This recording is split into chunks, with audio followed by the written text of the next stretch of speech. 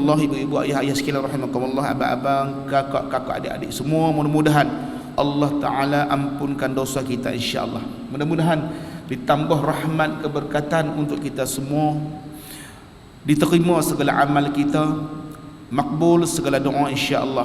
Mudah-mudahan Allah mudahkan segala urusan kita, urusan hidup kita, lebih lagi urusan mati kita. Mudah-mudahan Allah Ta'ala mematikan kita semua dengan husnul khatimah, dijauhkan daripada su'ul khatimah. Akhir kalam kalimah tauhid la ilaha illallah. Mudah-mudahan Allah masukkan kita semua ke alam kubur kita masing-masing dalam keadaan Allah sayang redha kepada kita.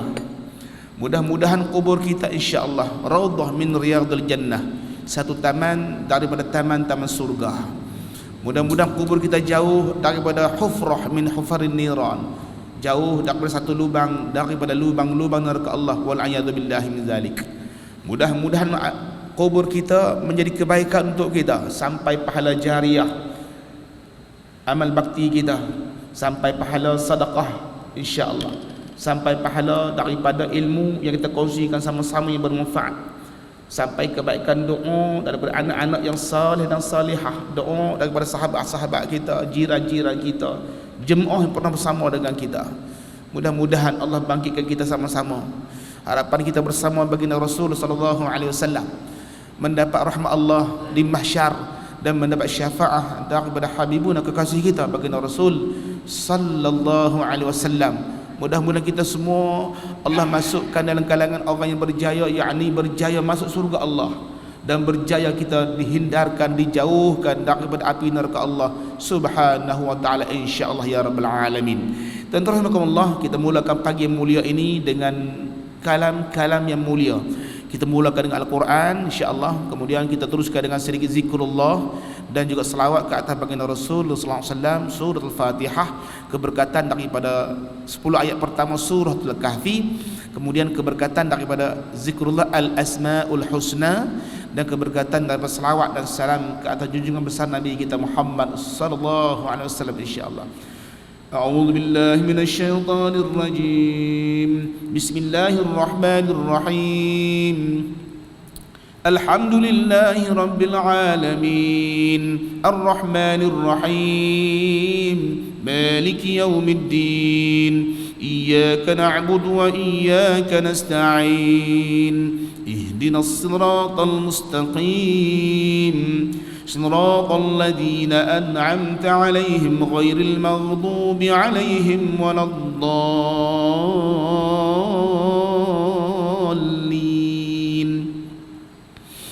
أعوذ بالله من الشيطان الرجيم. بسم الله الرحمن الرحيم. الحمد لله الذي أنزل على عبده الكتاب ولم يجعل له عوجا قيما لينذر بأسا شديدا من لدنه ويبشر المؤمنين الذين يعملون الصالحات أن لهم أجرا حسنا ماكثين فيه أبدا وينذر الذين قالوا اتخذ الله ولدا ما لهم به من علم ولا لآبائهم كبرت كلمة تخرج من أفواههم إن يقولون إلا كذبا فلعلك باخئ نفسك على آثارهم إن لم يؤمنوا بهذا الحديث أسفا إنا جعلنا ما على الأرض زينة لها لنبلوهم أيهم أحسن عملا وإنا لجاعلون ما عليها صعيدا جرزا أم حسبت أن أصحاب الكهف والرقيم كانوا من آياتنا عجبا إذ أوى الفتية إلى الكهف فقالوا ربنا آتنا من لدنك atina min ladunka rahmatan wa hayyi' lana min amrina rasyada. Nas'aluka ya man pagi ni. Kita hari ni dah masuk 10 Safar. Subhanallah. Nah, cepat masa berlalu. Baru saja rasa-rasa 1 Muharram. Hari ni dah 10 Safar dah, tuan-tuan rahimakumullah. Mudah-mudahan Allah Taala barakah kita insya-Allah. Dan kita, Allah Taala jadikan kita minas syakirin, orang yang bersyukur kepada Allah Taala. Allah sebelah Quran dalam surah Saba, a'udzubillahi minasyaitonir rajim, wa qalilum min ibadiyasy syakur. Sedikit sangat daripada hamba-Ku yang bersyukur. Subhanallah. Mudah-mudahan kita menjadi Allahumma ja'alni minal qalil. Ya Allah, jadikan kami daripada orang golongan sedikit ni. Allahumma ja'alni, ya Allah, jadikan aku minal qalil, daripada orang sikit ni. Siapa dia? Asyakirin, orang yang bersyukur. Yang tak banyak orang bersyukur. Wa qalilum min ibadiyasy syakur. Sedikit sangat orang dari hamba aku, kata Allah, yang bersyukur. Subhanallah. Nah? Makanya Nabi SAW nak tarik kita, nak bagi satu gambaran, nak bagi satu perumpamaan. Nabi cerita ke umat dulu bagaimana reaksi umat dulu. Ada yang bersyukur, ada yang tak bersyukur. Baik, jelasnya ramai tak bersyukur. Daripada 3 orang, 2 orang tak bersyukur, 1 orang hanya bersyukur. Hadis yang sahih Nabi cerita tentang 3 orang Bani Yahudi, Bani Israel. Allah uji mereka dengan 3 penyakit kan. Hadis yang sahih tu Nabi cerita. Seorang sakit sopok, seorang lagi penyakit botak, seorang lagi penyakit buta. Nabi sebut Allah Ta'ala nak uji dia 3 orang ni. Allah hantar malaikat. Pertama malaikat mai kepada yang penyakit sopok. Sopok ni kulit lah, kulit dia. Malaikat tanya dia, apakah perkara yang paling hang suka? Yang paling hang suka apa dia? Kata si sopok, dia kata, yang aku suka adalah biar kulit aku ni elok, biar kulit aku ni lembut, licin, cantik, gebu. Pasal dia kata orang duk hina aku, orang kata aku ni kotor, aku dah lah miskin, kulit sopok lagi, hina lagi. Aku nak biar kulit aku ni elok, biar orang semua puji aku. Nabi sebut malaikat sapu kulit dia, clear, hilang penyakit tu.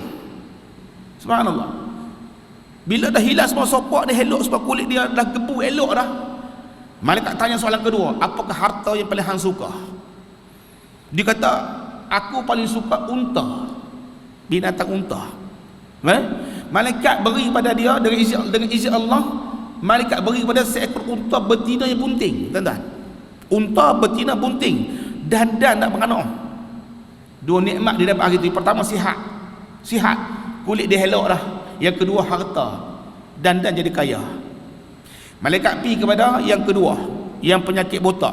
Sama soalan. Malaikat tanya, apakah benda perkara yang paling hang suka? Dia kata aku suka rambut aku naik balik, rambut aku clear, rambut aku cantik, elok. Orang duk kata kat aku ni kotor sangat, botak kepala, duk hina aku, miskin pula tu. Aku nak biar rambut aku elok, naik, cantik, elok. Baik, Nabi sebut malaikat sapu kepala dia, sapu kepala dia, izin Allah, naik rambut, elok, cantik rambut dia, cantik lagi, rebonding lagi bawah. Malaikat tanya dia, apakah harta yang paling hang suka? Dia kata aku suka lembu pula dah. Tadi suka unta, yang dua ni kata lembu. Dia kata malaikat bagi dia pada dia seekor lembu betina yang bunting. Doa pada dia, semoga Allah memberkati kamu atas kurnia ni. Sama juga yang tadi pun yang sopok apa, malaikat doa, semoga Allah berkati kamu atas kurnia ini. Malaikat berdoa juga sama kepada yang si botak ni, semoga Allah kurniakan kamu keberkatan atas kurnia ni. Pasal rambut pada helok dah, dapat lagi lembu betina yang bunting. Malaikat pergi kepada yang sakitnya buta tadi, mata buta. Sama soalan, tanya apakah perkara yang paling hang suka? Dia kata aku suka kalau boleh Allah Ta'ala beri balik mata aku, biar aku nampak, bila aku nampak dengan mata di manusia dan sebagainya. Malaikat sapu mata dia. Celik kau tu, izin Allah Ta'ala, celik dia, dapat melihat. Subhanallah. Apakah harta yang paling hang suka? Kata si buta, dia kata aku suka kambing. Malaikat bagi pada dia seekor kambing betina yang bunting lagi, dan nak tunggu bila beranak saja. Subhanallah. Malaikat pun clear orang pertama. Jadi bila mana orang pertama ni clear, si sopok tadi duk main dengan unta dia, si botak dengan lembu dia, si buta dengan apa, dengan kambing dia, beranak tu. Dia punya unta, lembu beranak, kambing beranak, sampai dia kata Nabi sebut, sampaikan satu lembah tu unta milik dulu ni orang disopok, dia jadi toket unta, satu lembah unta dia semua. Subhanallah. Baik. Kemudian satu lembah penuh dengan lembu, toket dia dulu ni penyakit botak, si botak ni jadi toket lembu lah. Satu lembah lembu dia semua. Nah, sama juga si buta pun sama, beranak dia punya kambing tu beranak sampai satu lembah tu kambing dia semua. Tu dia sakan tu. Round kedua Allah Ta'ala perintah malaikat yang sama, uji kali kedua. Yang pertama malaikat main dalam keadaan dia sopok. Malaikat ni, manusia kadang dia sakit sopok, berjumpa dengan toket unta dulu sopok. Dia kata aku ni miskin, dia kata miskin, aku ni berjalan jauh musafir ikut lelaki bukit tu, habis bekal, putus bekal. Dia kata aku tak boleh hidup, malaikat Allah izin aku hidup atau hang kasihan kat aku, malah sikit aku nak teruskan musafir ni. Dia kata apa? Dia kata aku duduk fikir banyak lagi aku nak bantu orang. Dia kata banyak lagi orang kena bantu di luar tu, bukan hang seorang. Maksud kata dia buat alasan tak mau bagi hadiah ke, tak mau bagi sedekah, tak mau bagi alasan. Malaikat kata apa dia? Hang dulu kan sopok kan, Allah beri hang sopok, kemudian Allah beri hang sihat, elok kulit hang, kemudian Allah beri lagi harta ni banyak ke hang. Dia kata mana ada. Dia kata ini harta tok nenek aku yang punya, tuan-tuan. Nah, harta ni dia kata ni unta-unta ni semua tok nenek aku punya. Lupa dah Allah Ta'ala. Kata malaikat, hang mohong, jaga, Allah akan balikkan pada asal. Malaikat pergi kepada dulu ni yang penyakit botak, sama dia kata aku dalam keadaan dia botak, malaikat tu botak. Dia kata aku ni jalan jauh, dia kata ikut lereng bukit tu habis bekal. Mainlah sikit kat aku nak teruskan jalanan dan sebagainya. Dia kata sama, aku dia kata duk fikir ramai lagi aku kena bantu di luar tu, alasan tak mau bagi. Kata malaikat, dulu hang botak kan, hang botak dulu kan, Allah beri rambut kat hang, Allah beri lagi harta melimpah ruah, ni lembu ni semua Allah bagi semua. Mana ada, dia kata ini harta tok nenek aku punya, sama. Kata malaikat, hang mohon Allah akan patah balik ke hang ke asal. Kata malaikat pergi kepada lelaki yang ketiga yang dulunya mata dia buta, sama. Dia kata aku ni musafir, aku duk jalan ni habis bekal, putus bekal. Dia kata malah sekok kambing, aku nak sekok aja. Dia kata aku tak mau banyak pun nak sekok lah, supaya aku boleh teruskan perjalanan. Kata si buta, baik, dulu aku buta, Allah celikkan mata aku, Allah beri aku harta melimpah ruah.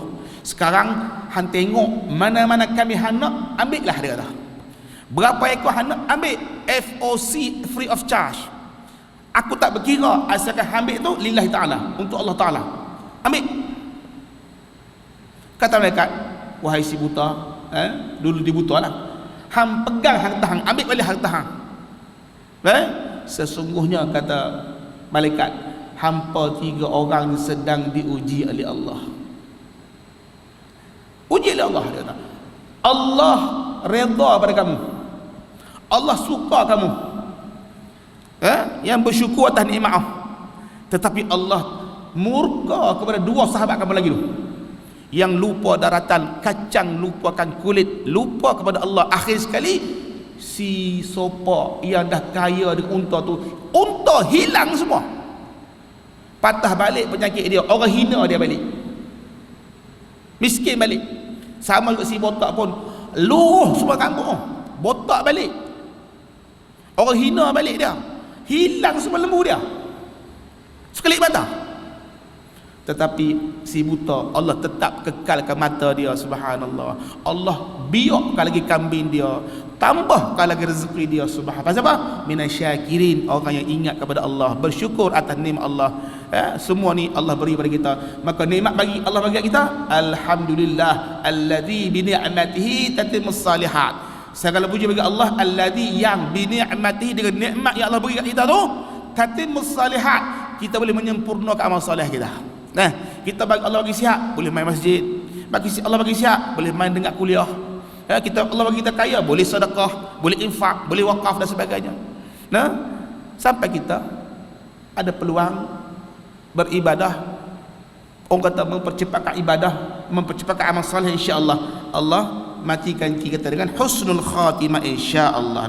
Itu hadis yang Nabi cerita tentang 3 orang Bani Israel, yang 3 orang tadi seorang sahaja bersyukur, 2 orang jebon tu clear. Jebon lah kan. Jebon, lama tak dengar kata jebon. Baik, tuan-tuan, kita sambung sikit lagi kita insya-Allah. Baik, kita cerita tentang kisah Sayyiduna Abdullah bin Ummi Maktum radhiyallahu anhu. Seorang lelaki buta, ulama sebut seorang lelaki buta, rajulun a'ma ni buta. Anzalallahu fi sya'nihi, Allah turunkan pasal dia ni seorang 16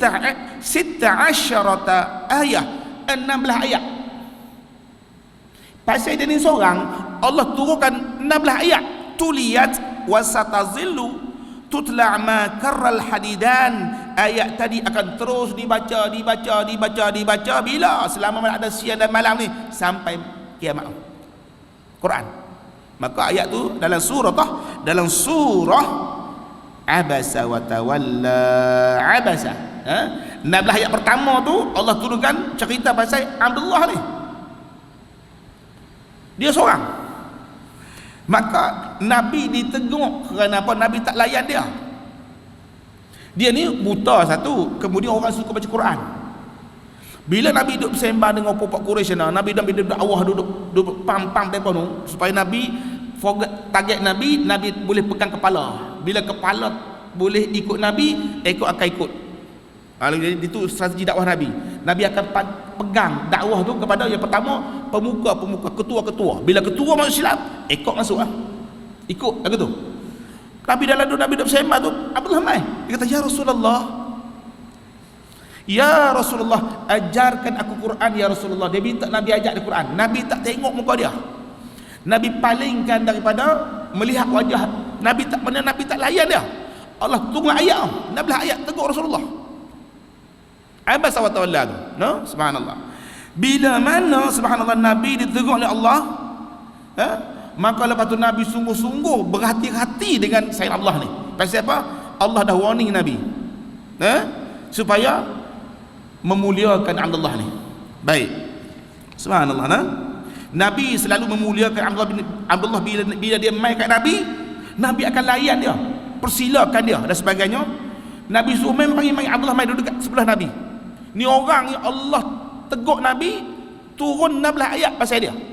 Bila dia main, Nabi kata, Abdullah main duduk dekat sebelah Nabi. Baik? Nabi juga akan tanya khabar dia macam mana Abdullah dan sebagainya. Layan sungguh. Dan Nabi akan tunaikan hajat dia. Apa dia nak, Nabi settle.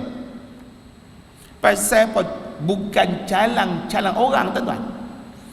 Allah tak turun Quran, turun ayat cerita pasal dia, membela dia. Aku tahu.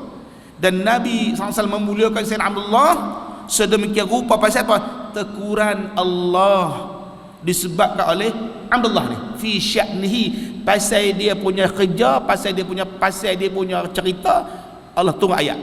Subhanallah. Baik, bila mana tekanan dan penganiayaan orang Quraisy terhadap Rasulullah sallallahu alaihi wasallam dan orang Islam semakin berat. Awal Nabi ditekan, ditekan dan sebagainya. Allah izinkan orang Islam hijrah. Baik. Sayyiduna Abdullah bin Ummi Maktum merupakan orang paling awal menyahut perintah tadi. Pasal dia di golongan OKU kan, buta mata. Dia bergegas meninggalkan Mekah menyelamatkan agamanya. Atas perintah Allah Ta'ala. Dia dan seorang sahabat Nabi yang nama Sayyiduna Mus'ab bin Umair merupakan, tuan-tuan, orang yang mula-mula sampai di Madinah di kalangan sahabat Rasulullah sallallahu alaihi wasallam. Orang lain siapa dia yang mula-mula sampai? Sayyiduna Abdullah bin Ummi Maktum dan Sayyiduna Mus'ab bin Umair. Dua orang mula-mula sampai di Madinah sebelum Nabi hijrah.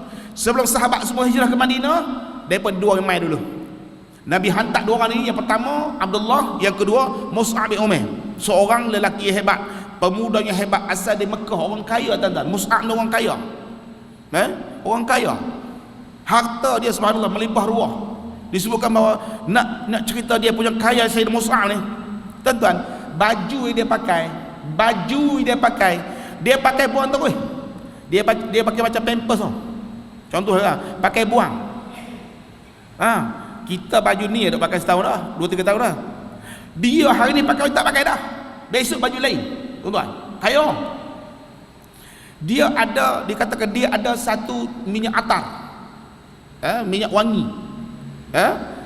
Kita dah pakai minyak wangi. Minyak wangi ni tuan-tuan rahmatullah, minyak wangi ni hanya untuk dia saja. Wangian ni khusus untuk Sayyidina Mus'ab. Maksud bau tu bau dia.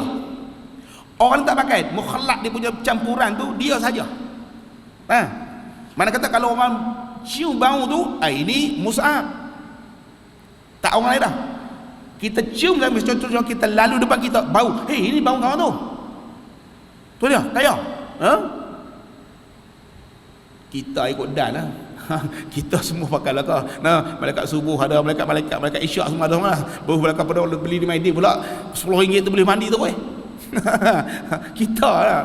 Dia punya atas dia sendiri, tak boleh orang kacau. Rahsia mukhallat campuran tu dia saja ada. Tuan-tuan, kaya. Nabi hantar dia Madinah sebagai duta Nabi SAW. Kaya sungguh, digilai oleh wanita-wanita Mekah. Tetapi tuan-tuan, sahabat cerita hari mati lagu mana? Hari mati dia tak ada apa tuan-tuan. Hanya ada sehelai kain yang tutup jenazah dia. Kain tu pun tak cukup inci. Bila ditarik tutup wajah dia, nampak kaki dia. Subhanallah. Bila ditarik tutup kaki dia, nampak muka dia. Itu Sayyiduna Mus'ab bin Umair, orang kaya raya, hebat, terkenal, diangkat. Tetapi bila dia masuk Islam, dia jihad dia untuk Allah dan Rasulullah sallallahu alaihi wasallam. Dia jadi duta Nabi ke Madinah. Dia antara sahabat yang banyak mengislamkan orang Madinah. Hartanya untuk Islam, hari mati tu dia tinggal. Subhanallah. Tu dia tinggal. Dia dua orang dia, couple ni, Sayyidina Abdullah buta mata, Mus'ab ni sebagai pendakwah. Baik.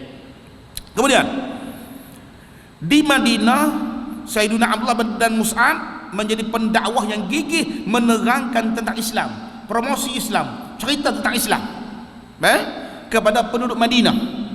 Mereka membacakan ayat-ayat Al-Quran, baca ayat Quran. Alhamdulillah dia orang suka baca Quran. Baca ayat Quran, ajak orang Madinah beriman kepada Allah dan kepada Rasulullah sallallahu alaihi wasallam. Maksud kata sebelum Nabi sampai di Madinah tu dah ada wakil Nabi yang menerangkan Islam. Gitu. Dan penduduk Madinah dah faham Islam.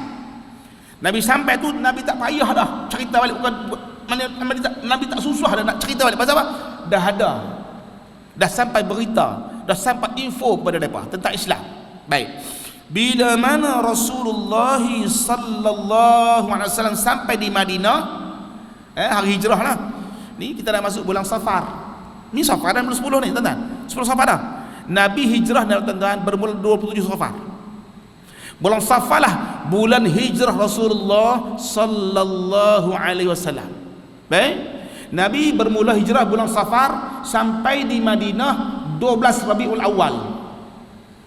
Cuma Sayyidina Umar dia jadikan Muharram tu sebagai yang mula-mula dalam kalian hijrah. Nabi bukan hijrah bulan Muharram. Nabi hijrah bulan Safar, akhir bulan Safar, sampai di Madinah 12 Rabiul Awal. Lebih kurang 2 minggu Nabi hijrah. Subhanallah. Baik. Kemudian Nabi sampai di Madinah, Nabi melantik Sayyiduna Abdullah bin Maktum dan Sayyiduna Bilal bin Rabah. Dua orang ni sebagai apa? Muazzin. Nabi bagi jawatan muazzin, orang yang mengumandangkan azan di Madinah. Abdullah bin Maktum dan Bilal bin Rabah. Dua orang ni muazzin Rasulullah. Lalu tu, mereka berdua bertugas melaungkan kalimat tauhid 5 kali sehari. Daripada bergila-gila itu azan. Ajak orang semua beramal dengan baik-baik amalan dan mendorong masyarakat ke arah kejayaan. Hayya 'alas salah, hayya 'alas salah, hayya 'alal falah, hayya 'alal falah. Itu. Bila mana Sayyiduna Bilal bin Rabah azan, bila azan, maka Abdullah akan iqamah. Itu style waktu tu. Bila ni elok ada dua orang. Seorang kalau dia bertugas di azan, seorang lagi iqamah. Kalau tu azan, seorang lagi iqamah. Lagi tu. Kadang-kala dia kata Abdullah azan. Bila Sayyidina Abdullah azan, maka Bilal bin Rabah akan melakukan azan, akan iqamah. Ini pahala besar tuan-tuan. Orang yang ditugaskan sebagai Bilal di muazzin ini besar pahala. Yang pertama adalah subhanallah, orang yang melakukan azan ni dia akan menghalau syaitan. Halau syaitan. Bukan untuk bomo saja boleh halau syaitan. Bila sebenarnya penghalang syaitan yang besar jawatan tu. Dia bila lakukan Nabi sebut hadis, Nabi kata apa? Bila azan dikumandangkan, syaitan akan lari tuan-tuan dalam keadaan terkentut-kentut. Syaitan terkentut, bukan sakit perut, lari takut ke azan tu.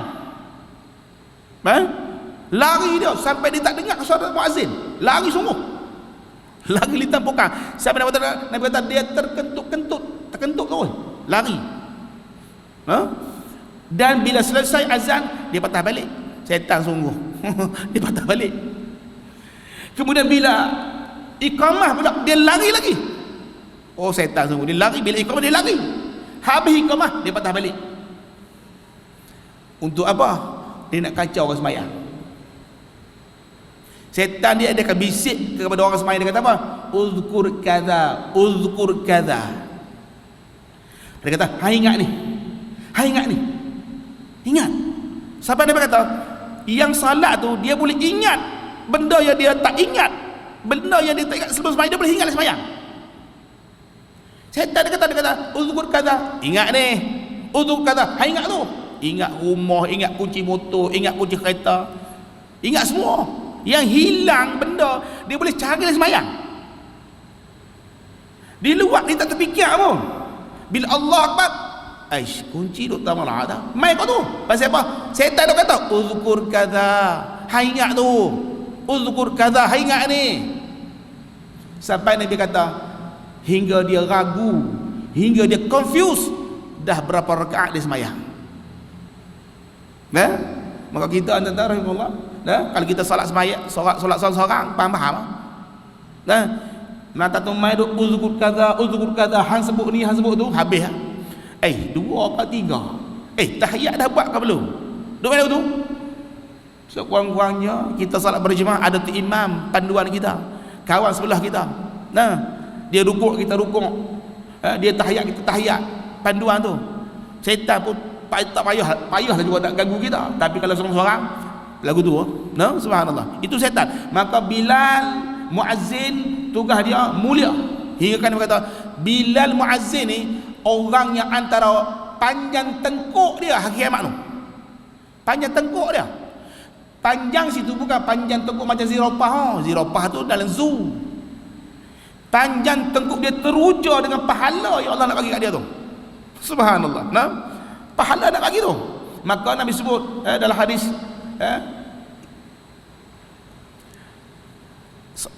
bila mana ada seorang sahabat Nabi SAW, Sayyiduna Abu Darda, salah saya, dia tanya sahabat ni, hang ni, dia kata, hang ni suka duduk belah kambing, duduk belah-belah binatang jauh-jauh tu. Dia kata, bila mana hang nak semayang, masuk waktu semayang, hazan, hang azan, dan azan tu pula angkat suara, farfa' sautak, angkat suara. Sedangkan kita duduk tengah hutan tu, ataupun kalau belah kambing duduk tengah pada pasiak tu, duduk tengah pada rumput tu, ataupun kalau kita nelayan duduk tengah laut tu. Bila masuk waktu sembahyang, azan, angkat suara. Kalau dia fikir, pasal apa nak azan? Pasal apa kena angkat suara? Tak ada orang pun. Nak panggil siapa? Tengah hutan. Nak panggil kera? Nak panggil rimau? Kita fikir tu. Tapi Nabi suruh azan dan angkat suara. Pasal apa? Setiap makhluk yang dengar azan tadi, mungkin jin, mungkin orang, mungkin makhluk-makhluk yang dengar tu, depa ni akan menjadi saksi hari kiamat nanti. So itu makna kata atas bumi Allah Taala ni, di mana pun sekali kita ada nak semayang, azan dulu, azan tu pula angkat suara, biar derah, biar kuat, biar semua dengar. Jin dengar, jin akan jadi saksi. Binatang dengar, binatang jadi saksi. Orang dengar, orang akan menjadi saksi bahawa kita pernah melaungkan azan di tempat sekian-sekian, waktu sekian-sekian dan sebagainya. Itu kelebihan azan. Pertama, saksi hari kiamat. Yang kedua, syaitan pun lagi lintang pukul sampai terkentut-kentut, subhanallah, dan kalimah itu diulang-ulang ke hari-hari, subhanallah, mengajak kita. Bila sebut kita jawab, bila sebut kita jawab dan sebagainya. Dia mengajak kita supaya renew syahadah kita, renew takbir kita, renew tahlil kita dan sebagainya. Ini besar pahala orang yang jadi muazzin. Kena ada bangga. Walaupun muazzin ni adalah jawatan dia sedikit bawah pada tok imam, allowance pun sedikit kurang tok imam. Kan muazzin takkan bila mahal pada tok imam tok imam lah mahal sikit, tok imam depan, bila di belakang. Tuan-tuan, ulama bahas mana besar pahala Bilal, muazzin dan juga imam. Tapi allowance tetap banyak tok imam. Pahala mana banyak? Tuan-tuan, bahas tu. Sebenarnya tuan-tuan, pahalanya adalah lebih banyak Bilal. Pahalanya lebih banyak muazzin. Pasal apa?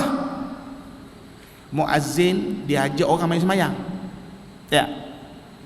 Imam bila main, bila iqamah. Bila kata imam kata sawu sufufakum fa inna taswiyatas sufuf min tamamis salah. Imam kata belokkan semayang, perelokkan saf, betulkan saf, rapatkan saf. Tuan-tuan, imam bila kata lagu tu, siapa panggil belakang tu? Tok Bilal panggil, muazzin panggil. Maksud kata upline-nya muazzin, upline-nya Bilal. Tu imam jadi downline dia. Pasal dia panggil orang Bilal. Hatta kadang-kadang imam pun dia akan main ke masjid surau. Lepas Bilal main dulu, Bilal main buka lampu contohnya, siap pun sama juga. Bilal main buka mikrofon, Allah Akbar, barulah kadang-kadang orang main. Maksud kata upline-nya adalah muazzin. Downline-nya imam. Kita semua ni adalah downline dia. Kalau orang duduk ni ke MLM, dia ada downline upline tu. Mana kata pahalanya banyak muazzin. Dia orang yang mula-mula buka Swiss dan sebagainya, duk azan tu, melaungkan azan, orang jawab dia azan, orang main masjid. Subhanallah, besar pahala. Maka Nabi SAW bila sampai di Madinah, Nabi lantik dua orang ni, Sayyidina Abdullah bin Ummi Maktum dan Sayyidina Bilal bin Rabah. Bergilat. Kalau Bilal bin Rabah azan, Abdullah akan iqamah. Bila Abdullah azan, Bilal akan iqamah. Itu cara zaman Madinah, zaman Rasulullah sallallahu alaihi wasallam. Kalau siapa boleh buat baju tu boleh cantik Dua Bilal main terus hari tu. Dua orang Bilal. Satu Bilal, satu dua, selalu Bilal satu azan, yang kedua iqamah. Bila kedua azan, Bilal satu iqamah. Subhanallah. Ikut cara Bilal bin Rabah dan Sayyidina Abdullah bin Ummi Maktum radhiyallahu anhuma, insya-Allah. Kita sambung kembali insya-Allah kalau sekiranya masih diberikan peluang dan ruang oleh Allah Subhanahu wa taala, insya-Allah. Mohon maaf tuan-tuan rahimakumullah atas salah dan silap, mungkin salah fakta dan sebagainya, saya mohon maaf. Insya-Allah, wallahu alam. A'udzubillahi minasyaitonir rajim. Bismillahirrahmanirrahim. Alhamdulillahirabbil alamin. Wassalatu wassalamu ala asyrafil mursalin wa ala alihi washabbihi ajmain. Allahumma ij'al jam'ana hadha jam'an marhuma wa tafarruqana min ba'dihi tafarruqan ma'suma wa la taj'al lahum fina wa la ma'ana wa la man yatba'una shaqiyya wa la maghfuran wa la mahruma. Rabbana atina fid dunya hasanah wa fil akhirati hasanah wa qina 'adzaban nar.